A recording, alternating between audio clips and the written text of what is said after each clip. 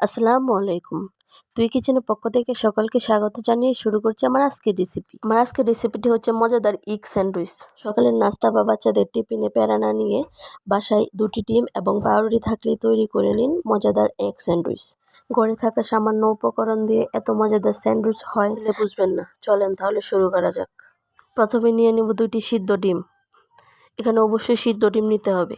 তারপর একটা কাঁটা চামচের সাহায্যে ডিমগুলোকে ভালো করে ম্যাশ করে নিব। আপনারা দেখতেই পাচ্ছেন আমি একটা কাঁটা চামচের সাহায্যে ভালো করে ডিমগুলোকে ম্যাশ করে নিচ্ছি।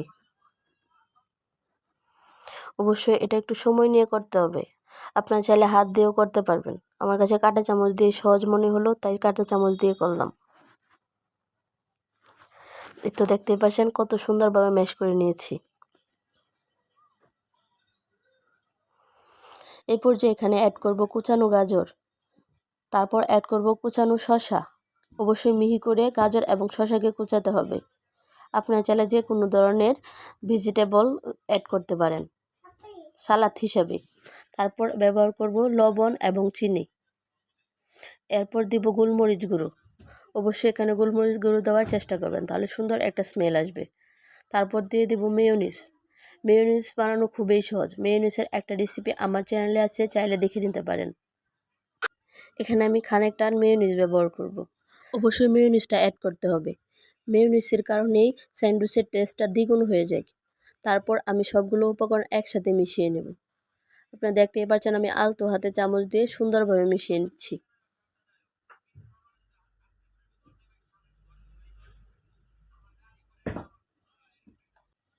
এতে দেখতেই পাচ্ছেন আমার সুন্দর একটা সালাদ হয়ে এসেছে। এ পর্যায়ে আমি গুঁড়ো দুধ অ্যাড করব। গুঁড়ো দুধটা অবশ্যই লাস্টে অ্যাড করবেন। তারপর আমি গুঁড়ো দুধটাও ভালো করে মিশিয়ে নিচ্ছি। এ পর্যায়ে আমি পাউরুটি নিয়েছি, এখানে স্যান্ডউইচের পাউরুটি নিয়েছি। তারপর পাউরুটির সাইডগুলোকে আমি ভালো করে কেটে নিচ্ছি। দেখতেই পাচ্ছেন চারকোনা লাল অংশ আমি কেটে নিচ্ছি। এভাবে সবগুলো পাউরুটি আমি কেটে নেব।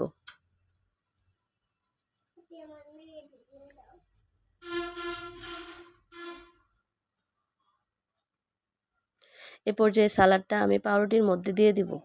একটা পাউরুটি নিয়ে আমি সুন্দরভাবে সালাডটা বিছিয়ে দিব। দেখতেই পাচ্ছেন আমি কতটা সুন্দরভাবে দিচ্ছি। তারপর আরেকটা পাউরুটি দিয়ে উপরে চাপা দিয়ে দিব।